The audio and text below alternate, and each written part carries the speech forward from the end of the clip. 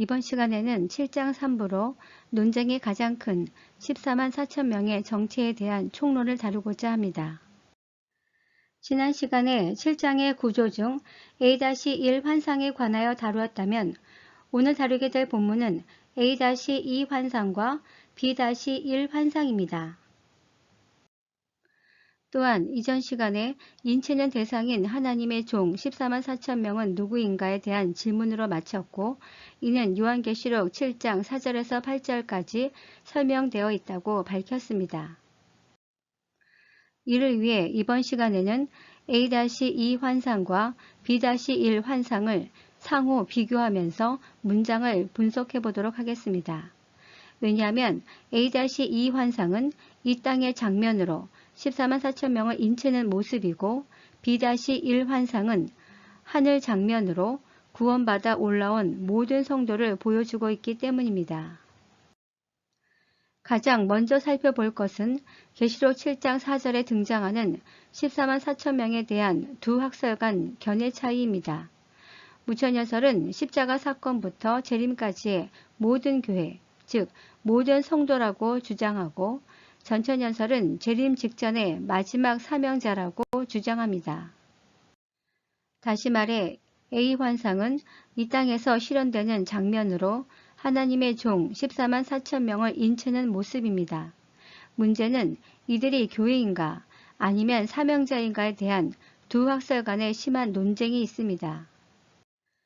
반면 B 환상은 하늘 장면입니다. 그리고 하늘에는 아무라도 능히 셀 수 없는 흰옷을 입은 큰 무리가 나타납니다. 이들이 바로 환난을 이기고 하나님 앞에 선 자들로 참된 교회이자 신부입니다.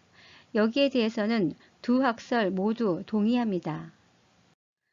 그 다음 살펴볼 것은 A 환상과 B 환상 간의 관계 설정입니다. 무천연설은 A가 곧 B라는 개념으로 이 땅의 교회가 사단과 전투하다가 그때그때마다 하늘에 올라온 장면으로 보는 견해입니다. 반면 전천연설은 A 때문에 B가 나왔다는 개념으로 이 땅의 사명자 때문에 교회가 하늘에 올라올 수 있었다고 보는 견해입니다. 예를 들어 무천연설은 그림에서 보듯이 A 환상의 14만 4천 명을 이 땅에서 전투하는 현 교회의 모습이라고 주장합니다. 그리고 그때그때마다 교회가 승리하여 하늘에 올라가 천상의 교회를 형성하고 있는 장면을 서로 대비하여 보여주고 있다고 주장합니다.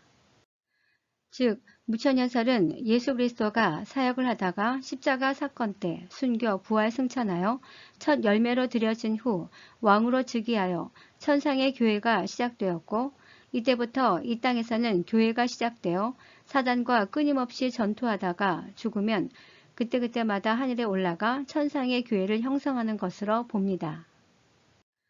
반면 전천연설은 그림에서 보듯이 A 환상의 14만 4천 명은 재림 직전 마지막 사명자이며 이들 때문에 B 환상에서 한 번에 휴거된 교회의 모습을 보여준다고 주장합니다. 전천연설의 개념은 초림 이벤트 때는 예수 그리스도가 3년 반 동안 사역을 하다가 순교 부활 승천하여 부활의 첫 열매로 드려지게 되고 이때부터 크로노스의 대추수가 시작되어 오늘에 이르고 있습니다.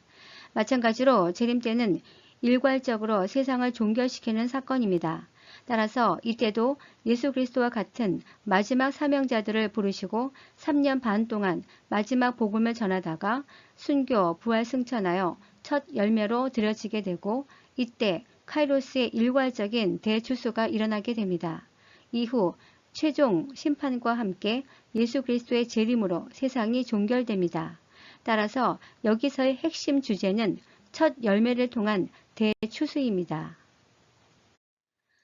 첫 열매와 대추수로 보아야 하는 첫 번째 근거는 14장 4절 하늘에 올라온 14만 4천 명을 정의한 것이 바로 처음 익은 열매이기 때문입니다. 두 번째 근거는 14장 4절에서 5절에 기록된 14만 4천 명에 대한 평가입니다. 즉 여자와 더럽히지 아니한 순결한 자, 예수가 어디로 인도하든지 따라가는 자, 그 입에 거짓말이 없고 흠이 없는 자라고 평가하고 있습니다. 이는 모든 성도에게 주어진 표현이라기보다는 하나님이 택한 신실한 사명자에게 주어진 표현으로 보아야 합니다. 세 번째 근거는 마지막 나팔이 불릴 때 하나님의 비밀이 성취되는 것입니다. 그 비밀은 요한계시록 10장 7절 그리고 고린도전서 15장 51절에 나타난 것처럼 바로 첫 열매를 통한 대추수, 즉 휴거입니다.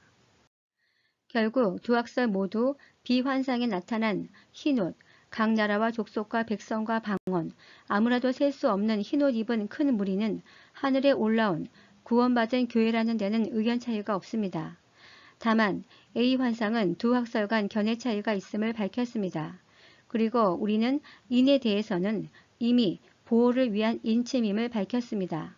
이제부터 다룰 것은 하나님의 종은 교회인가 사명자인가, 이스라엘은 교회를 뜻하는가 이스라엘을 뜻하는가, 14만 4천 명은 모든 성도의 수인가 아니면 사명자의 수인가, 12지파는 교회의 상징인가 사명자 계수인가에 대해 구체적으로 다뤄보고자 합니다.